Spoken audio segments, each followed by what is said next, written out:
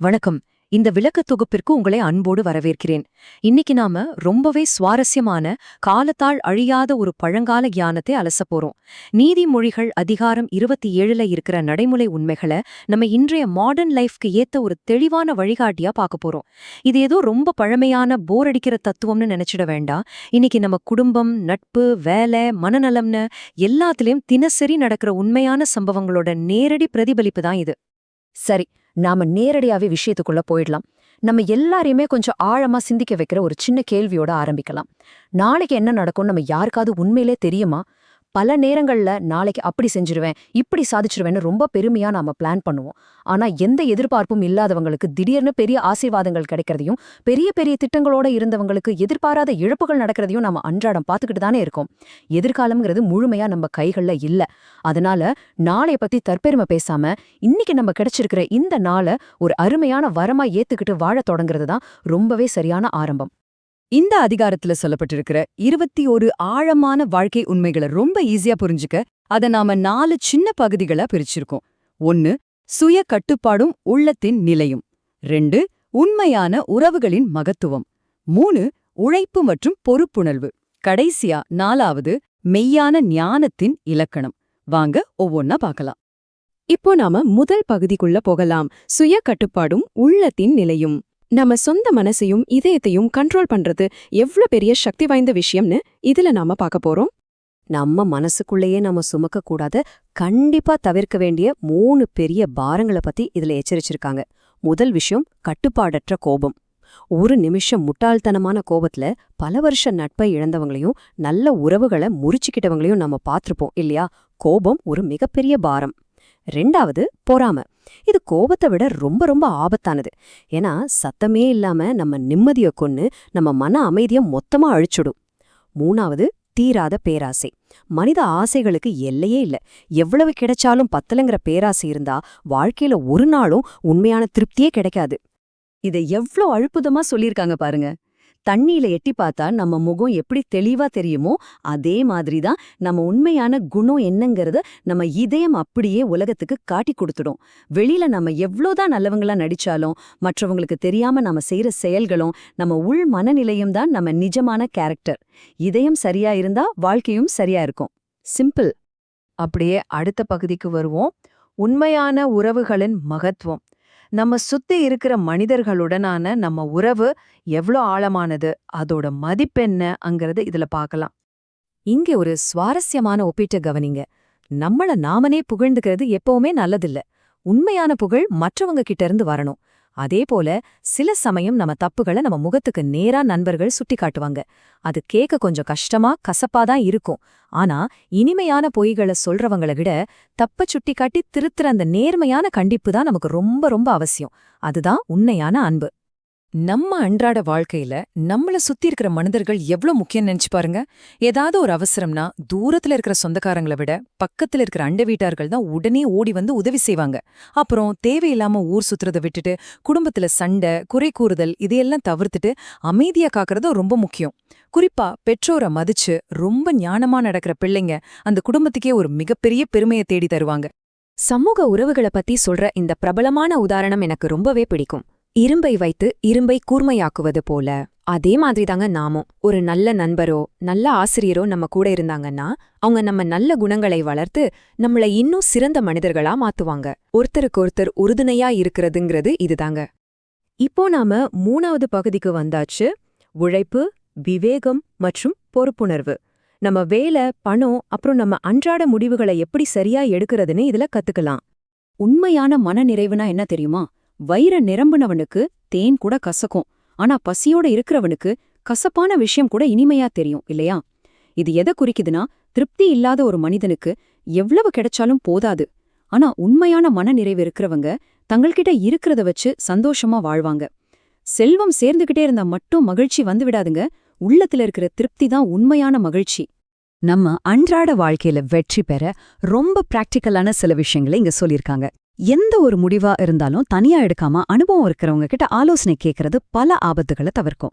அப்புறம் எந்த நல்ல காரியத்தையும் சரியான நேரத்துல செய்யணும். உழைப்பு, நேர்மையான உழைப்புக்கு எப்பவுமே நற்பலனும் மரியாதையும் கண்டிப்பா கிடைக்கும். கடைசியா ஒரு மிக முக்கியமான எச்சரிக்கை, முன்பின் தெரியாத யாருக்காவது அவசரப்பட்டு ஜாமீன் கையெழுத்து போடுறதோ உத்தரவாதம் கொடுக்கறதோ கூடவே கூடாது. அது குடும்பத்தையே பெரிய நிதிச்சிக்கல்ல கொண்டு போய் விட்டுடும். நம்ம பணத்தையோ வளங்களையோ எப்படி சரியா நிர்வகிக்கிறது? இதுக்கு ஒரு 3 படிநிலை இருக்கு. முதல்ல வரப்போற ஆபத்தை முன்கூட்டியே கணிக்கணும். 2வது அதுக்கேத்த மாதிரி தங்களை தயார்படுத்தி சரியா திட்டமிட்டு சேமிக்கணும். இப்படி முன்கூட்டியே செயல்படுறவங்க தான் 3வது படியான நிலையான பாதுகாப்பா அடைய முடியும். ஏன்னா செல்வமோ பணமோ எப்பவுமே நிரந்தரம் கிடையாது. அதனால ரொம்ப விவேகத்தோடும் பொறுப்புணர்வோடும் நம்ம வளங்களை நம்ம நிர்வகிக்கணும். இப்போ நாம இந்த விளக்க தொகுப்போட கடைசி பகுதிக்கு வந்துட்டோம். மெய்யான ஞானத்தின் இலக்கணம். இதுவரைக்கும் நாம பார்த்த எல்லா ஆழமான கருத்துக்களையும் ஒன்னா சேர்த்து உண்மையான ஞானம்னா என்னன்னு பார்க்க போறோம். இறுதியா நீதிமொழிகள் 27 நமக்கு ரொம்ப தெளிவா கத்துக் கொடுக்கற பாடம் இதுதான். ஞானம் அப்படிங்கிறது வெறும் புத்தக அறிவோ தகவல் சேகரிப்போ கிடையாது. அது பணிவு, உண்மையான நட்பு, சுயக்கட்டுப்பாடு, பொறுப்புணர்வு, மனத்திருப்தி மற்றும் தேவனை நம்பி வாழும் ஒரு முழுமையான வாழ்க்கை முறை. இந்த கொள்கைகளை யார் பின்பற்றாங்களோ அவங்களுக்கு நிலையான சமாதானம், நல்ல பேர், ஆசீர்வதிக்கப்பட்ட வாழ்க்கை எல்லாமே தேடி வரும். இப்ப இந்த ஒரு கேள்வியோட நான் நிறைவு செய்றேன். நாம ஒவ்வொரு நாளும் வெறும் தகவல்களை மட்டும் தேடி ஓடிக்கிட்டு இருக்கோமா, இல்ல உண்மையான ஞானத்தோட நம்ம வாழ்க்கைய வாழ்ந்துகிட்டு இருக்கோமா? கொஞ்சம் யோசிச்சு பாருங்க.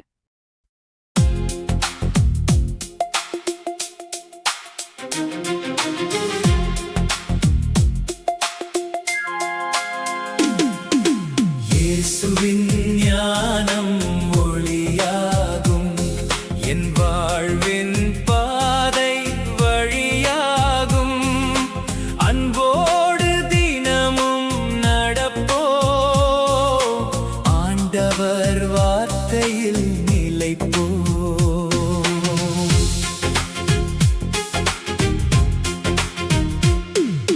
நாளை பற்றி பெருமை இல்லை, நம்பிக்கை மட்டும் போதும். இங்கே தேவன் கையில் என் வாழ்க்கை, அவரே என் என்றும் வெற்றி. உண்மையான நண்பன் துணையாக உயிர் வரை நின்றான் அன்பாக. தவறு செய்தால் திருத்திடுவான், நல்வழி காட்டி நடத்திடுவான்.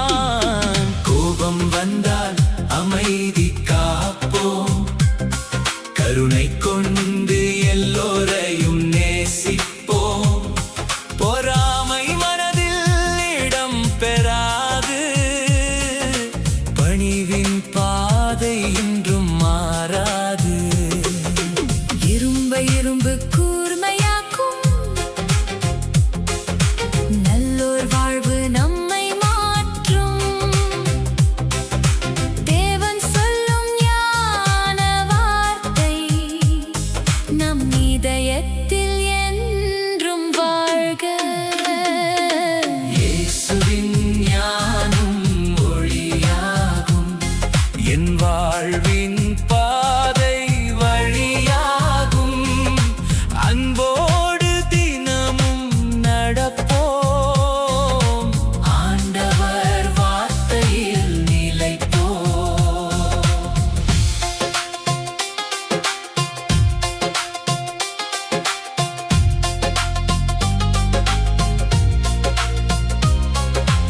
உழைத்த கடன்கள் உயர்ந்திடுமே,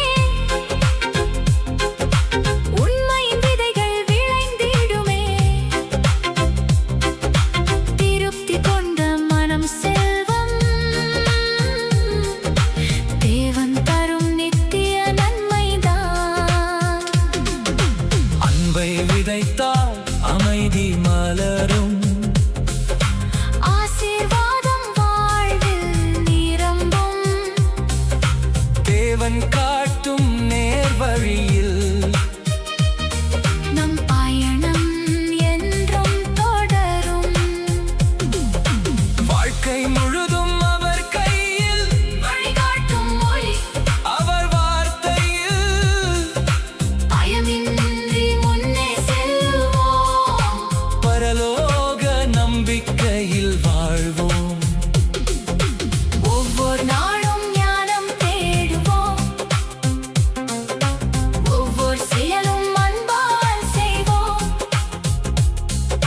தேவன் தந்த இந்த வாழ்வை நன்றியோடு என்றும் போற்றுவோம். இயேசுவின் ஞானம் மொழியாகும், என் வாழ்வின் பாதை வழியாகும். நீதியின் பாதையில் நடப்போம். நித்தம் ஆண்டவரை துதிப்போம். அன்பும் பணிவும் நம் ஆபரணம். ஆண்டவர் வார்த்தை நம் வாழ்வாதாரம். நீதிமொழி சொல்லும் ஞானத்தில் நம் வாழ்வு என்றும் மலரட்டும். ஞானத்தின் வழியில் நடந்திடுவோம், தேவனின் சித்தம் செய்திடுவோம். இயேசுவின் அன்பில் நிலைத்திருப்போம், என்றும் வெற்றியாய் வாழ்ந்திடுவோம்.